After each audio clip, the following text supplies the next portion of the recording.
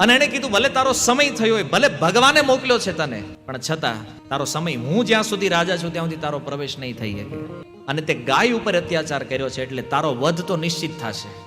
કળિયુગને લાગ્યું કે હવે કાંઈ બચવાનો ઉપાય નથી. ત્યારે એણે કીધું કે મહારાજ, હવે તમે મારી નાખો તો ભલે મારી નાખો, પણ મારી અંદર 2 સારા ગુણ છે, એ તમે સાંભળી લ્યો, પછી કદાચ તમે મને જીવતો જવા દેશો.